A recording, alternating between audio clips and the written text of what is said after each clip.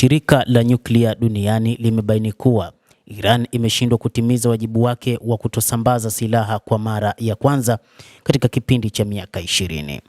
Azimio lililopitishwa na bodi ya usimamizi wa shirika la kimataifa la nishati ya atomiki IAEA linatishia kuwasilisha hoja dhidi ya taifa hilo katika Baraza la Usalama la Umoja wa Mataifa.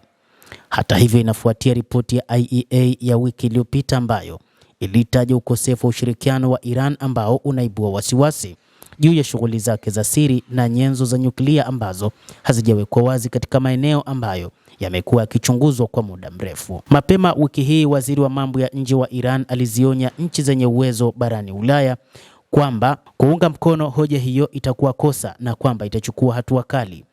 Hata hivyo, Iran imesema kwamba moja kati ya changamoto ambazo zipo kwa IAEA ni namna ambavyo imekuwa ikitumia siasa zaidi kuliko uhalisia.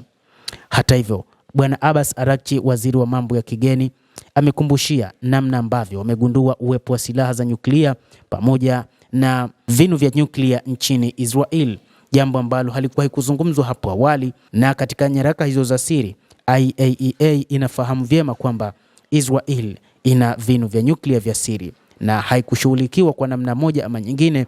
Zaidi wakati huu wameamua kuishughulikia Iran. Hata hivyo, Iran inasema kwamba huu ni uonevu unaofanywa na mataifa yenye nguvu, lakini itasimama imara kupambana na mataifa hayo. Hatua hiyo inaweza kutatiza zaidi mazungumzo kati ya Iran na Marekani kuhusu makubaliano mapya ya nyuklia ambayo yatafanyika siku ya Jumapili. Hata hivyo, suala hilo linaweza pia kuzidisha hali ya wasiwasi katika eneo la Mashariki ya Kati, siku moja baada ya Marekani kuwashauri baadhi ya Wamarekani kuondoka katika eneo hilo baada ya ripoti kuibuka kuwa jeshi la Israel liko tayari kushambulia maeneo ya nyuklia ya Iran. Iran inasisitiza kuwa shughuli zake za nyuklia ni za amani kabisa na kwamba haina nia ya kutengeneza au kupata silaha za nyuklia.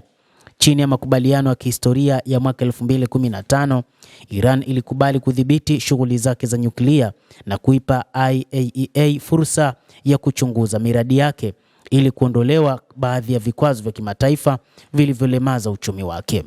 Hata hivyo, Iran ambayo wakati huu imeamua kushirikiana zaidi na Urusi pamoja na China imesema kwamba kamwe haitaachana na mpango wake huo wa nyuklia.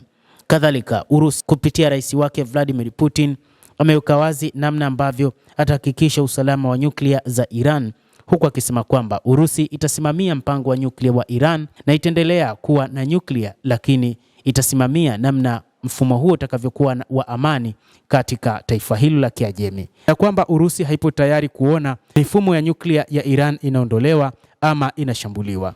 Kwa ufupi ni kwamba Urusi itailinda Iran katika vinu vyake vya nyuklia ambavyo inadai kwamba ni kwa ajili ya amani tu. Endelea kutufuatilia mtazamaji, na usisahau kulike, kucomment na kusubscribe channel hii. Mimi ni Adam Hussein.